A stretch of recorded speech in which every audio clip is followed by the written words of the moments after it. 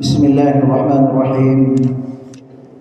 Assalamualaikum warahmatullahi wabarakatuh. Innal hamdalillah nahmaduhu wa nasta'inuhu wa nastaghfiruh wa na'udzu billahi min shururi anfusina wa min sayyiati a'malina. من يهده الله فلا مضل له ومن يضلله فلا هادي له أشهد أن لا إله إلا الله وحده لا شريك له وأشهد أن محمدا عبده ورسوله اللهم صل وسلم على سيدنا محمد وعلى آله وصحبه ومن تبعهم بإحسان إلى يوم الدين أما بعد فيا عباد الله اتقوا الله حق تقاته ولا تموتن إلا وأنتم مسلمون فقد قال الله تعالى في كتاب الكريم وهو أصدق القائلين أعوذ بالله من الشيطان الرجيم بسم الله الرحمن الرحيم من عمل صالحا من ذكر أو أنثى وهو مؤمن فلنحيينه حياة طيبة ولنجزينهم أجرهم بأحسن ما كانوا يعملون صدق الله العظيم وبلغ رسوله الكريم ونحن على ذلك من الشاهدين والشاكرين والحمد لله رب العالمين. Hadirin kaum muslimin jamaah Jumat yang sama-sama dirahmati oleh Allah Subhanahu wa taala.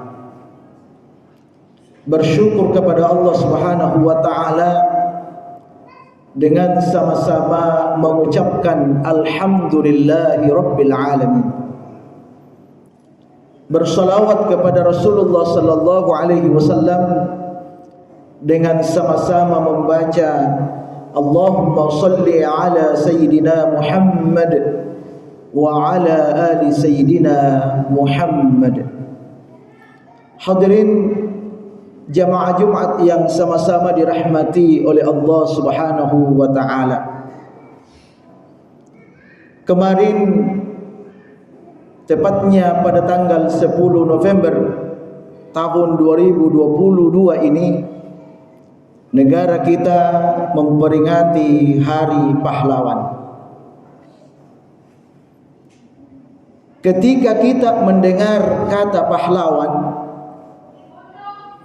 maka secara refleks atau secara tiba-tiba kita pasti mengingat pejuang-pejuang yang telah berjasa membawa negara kita ini menjadi negara yang merdeka dan berdaulat. Sesuai dengan perkembangan zaman, maka kata pahlawan ini berkembang maknanya, sehingga mungkin kita pernah mendengar ada istilah pahlawan devisa.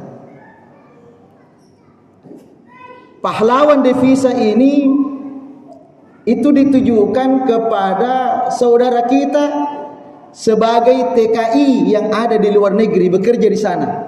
Mereka itu dianggap sebagai pahlawan devisa. Ada juga satu istilah pahlawan tanpa tanda jasa. Ini ditujukan kepada para guru yang mengajar di sekolah. Jadi berkembang maknanya. Sebenarnya apa sih pahlawan itu? Ada yang mengatakan pahlawan itu berasal dari dua kata, yaitu pahala dan wan. Lalu disederhanakan katanya menjadi pahlawan. Sama dengan istilah sejarawan, itu dari kata sejarah dan wan, lalu disederhanakan dengan kata sejarawan. Nah, kalau pahlawan ini dari kata pahala wan, maka dapat dimaknai bahwa pahlawan itu adalah orang-orang yang berhak mendapatkan pahala. Dan perlu diingat, pahala itu hanya akan diberikan kepada orang-orang yang seluruh aktivitasnya, seluruh kegiatannya, seluruh apa yang ia lakukan, ia jadikan sebagai amal soleh. Dan amal soleh itu syaratnya ada 3 kalau kita ingin diterima oleh Allah Subhanahu wa ta'ala. Ada 3 syaratnya. Syarat yang pertama, seperti yang difirmankan oleh Allah Subhanahu wa ta'ala dalam surah An-Nahl ayat 97. Man 'amila salihan min dzakarin aw untha wa huwa mu'min. Barang siapa yang melakukan amal soleh, baik itu laki-laki maupun perempuan, dan dia beriman, falanuhyiyannahu hayatan thayyibah, maka kami akan hidupkan dia dengan kehidupan yang baik, kehidupan yang bahagia, walanajziyannahum ajrahum bi ahsani ma kanu ya'malun, dan akan kami berikan balasan, akan kami berikan pahala yang terbaik dari apa yang mereka lakukan. Jadi berdasarkan ayat ini Allah nyatakan bahwa orang-orang yang melakukan amal soleh dan akan diberikan pahala, akan diberikan balasan yang terbaik. Jadi ini ada kata terbaik, bukan hanya sekedar balasan, tapi balasan yang terbaik. Syaratnya apa? Syaratnya yaitu mukmin, harus dalam keadaan beriman. Jadi syarat pertama suatu amal saleh yang insya Allah akan diberikan pahala oleh Allah, dan insya Allah juga akan diterima oleh Allah Subhanahu wa ta'ala kalau yang bersangkutan itu adalah orang yang beriman. Jadi kalau tidak beriman, berarti apapun yang ia lakukan, sebanyak apapun perbuatan amal yang ia lakukan, maka tidak akan mendapatkan pahala dari Allah Subhanahu wa ta'ala. Tidak akan diterima segala amal. Jadi syaratnya harus beriman. Oleh karena itu, hadirin yang dimuliakan oleh Allah Subhanahu wa ta'ala, jaga iman kita, jaga keyakinan kita, jaga akidah kita. Bahkan Rasulullah sallallahu alaihi wasallam mengajarkan kita bagaimana cara menjaga iman kita ini. Jaddidu imanakum bila ilaha illallah. Perbaharui terus imanmu dengan selalu membaca la ilaha illallah. Terus itu kita ulang-ulang zikirkan la ilaha illallah, la ilaha illallah, karena itu bagian dari cara memperbaharui iman kita. Tetapi perlu juga diingat, bukan hanya sebatas kita ucapkan, tapi betul-betul kita amalkan apa yang kita ucapkan itu dengan cara beribadah kepada Allah Subhanahu wa ta'ala. Sebab kalau kita tidak dalam kategori beriman, maka tidak ada satupun amal kita berpahala, dan tentu dan pasti akan ditolak oleh Allah Subhanahu wa ta'ala. Jadi itu syaratnya pertama.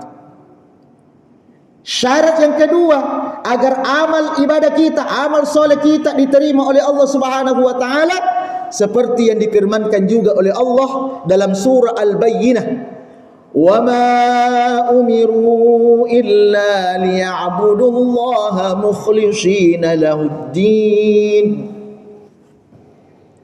Ayat ini menyatakan bahwasanya salah satu syarat diterimanya juga amal ibadah kita adalah mukhlishina lahuddin, ikhlas semata-mata karena Allah Subhanahu wa taala.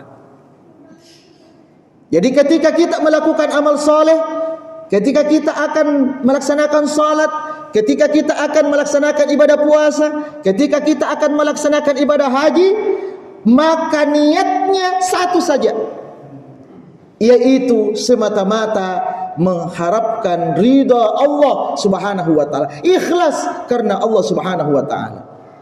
Rasulullah menegaskan, innamal a'malu binniyat, sesungguhnya setiap amal itu harus disertai dengan niat, wa innama likulli imri'in ma nawa, dan setiap sesuatu itu ia dapatkan sesuai dengan apa yang ia niatkan. Jadi kalau kita beribadah karena Allah, maka Allah kasih pahala, Allah terima ibadah kita.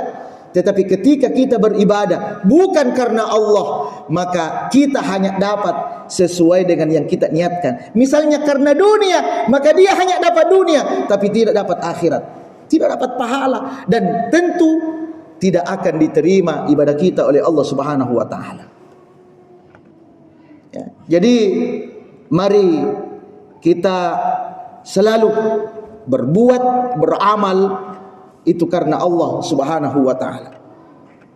Itu yang kedua. Kemudian yang ketiga, syaratnya apabila amal ibadah kita insya Allah berbuah pahala dan akan diterima oleh Allah Subhanahu wa taala, apabila apa yang kita lakukan itu, aktivitas yang kita kerjakan itu sesuai dengan syariat agama kita, kita lakukan sesuai dengan aturan agama, atau secara spesifik, secara khusus bisa kita katakan, ketika kita melakukan ibadah, maka ibadah itu harus sesuai contoh dari Rasulullah sallallahu alaihi wasallam.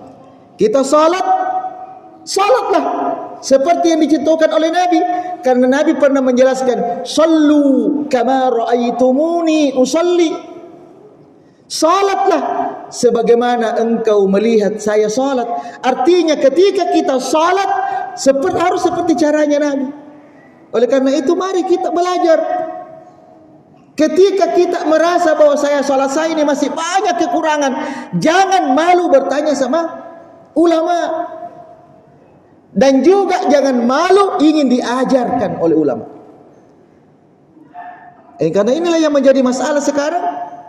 Merasa dirinya tidak tahu, banyak kekurangan dalam salatnya, tapi tidak mau juga tanya-tanya sama ulama, dan tidak mau juga belajar sama ulama. Dan ini dikhawatirkan ibadah kita itu sejak kita lahir, sejak kita umur 15 tahun misalnya salat, sebagai umur balik kita sampai sekarang bisa jadi tidak ada diterima. Kenapa? Karena tidak benar salat kita. Maka perlu dipastikan salat kita itu benar, kita menghadap kepada ulama. Ya, kalau istilah orang tua di kampung itu bertarekat, matarekat kata orang Bugis. Ya, karena disitulah kita diajarkan yang sebenarnya. Kita diajarkan bagaimana cara beribadah dengan baik. Karena inilah yang insya Allah akan menyelamatkan kita di akhirat. Dan sekali lagi, apabila ini kita lakukan semuanya, insya Allah akan diterima oleh Allah Subhanahu wa taala.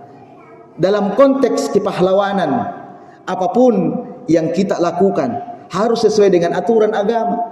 Misalnya ketika kita bekerja, ketika kita melakukan apapun sifatnya duniawi, maka jagalah aturan agama. Misalnya wujudkan yang namanya kejujuran. Tidak boleh ada kedustaan di situ. dan masih banyak nilai-nilai kebaikan yang lain yang diajarkan oleh agama kita. Inilah yang harus ada dalam setiap aktivitas kita.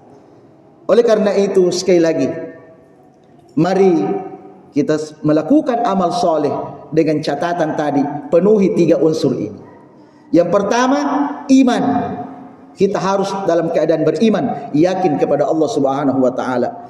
Yang kedua, semua itu kita lakukan semata-mata karena Allah. Saya tambahkan, ada sebuah riwayat yang diriwayatkan oleh Imam Muslim, hadis sahih.